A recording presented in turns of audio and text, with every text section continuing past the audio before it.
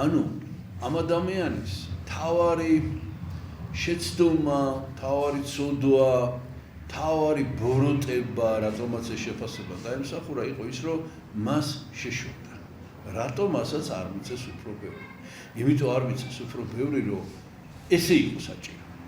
ეს კაცი თვითონ თავის ფულს არ იღებდა. მან იცოდა ვის რამდენი უნდა, ვისთვის რამდენი უნდა მიეცარო.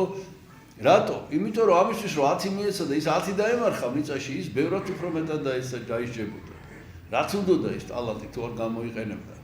რა თქმა უნდა, აქ ეს ტალანტი ფულიზე არის ლაპარაკი, მაგრამ ფული არ იგულისხმება. ეს არის რაღაცა ნიჭიერი ადამიანი, როდესაც არის, ან მაგალითად ეს არის შეიძლება ბარიშვილობა, იმიტომ რომ შეიძლება სამეფო ოჯახის წევრი თუ არის ადამიანი ბევრად მეტი მოეთხოვება და ეს ნიჭი უნდა გამოიყენოს სიკეთეში. მოკლედ ეს ყველაფერი სიკეთეში უნდა ყოფილიყო გამოყენებული და ამას სიკეთეში არ გამოიყენა. რატო? იმიტომ რომ სხვისი შეშურდა.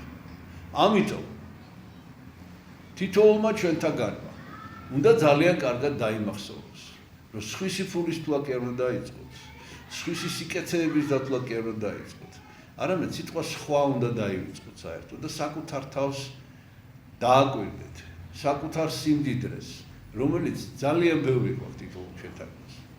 არ არის საჭირო სხვასთან საკუთარი თავის შედარება.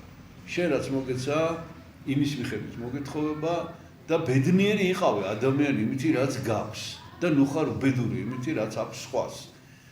სულხან საბას ესეა განმარტებული. შური ეს არის სიხარული, ეს არის წუხარება სხვისა სიხარულისაზე.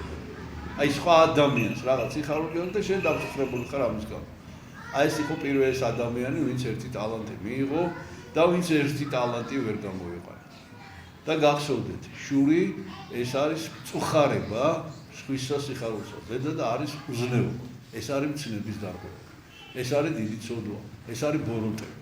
და ამიტომ კარგად დაფიქრდით, როდესაც ესეთი აზრები მოგივართ თავში, კარგად ჩაიხედეთ საკუთარ ჯიბეებში, საკუთარ შინაგან სამყაროში და დარწმუნდებით, რომ საკმარისი სიმდიდრე გაგაჩნიათ იმისთვის, რომ იყოთ ბედნიერი. აი ეს არის დღევანდელი იგავი შინაარსი და ტალანტის გარეშე ადამიანი არ არსებობს.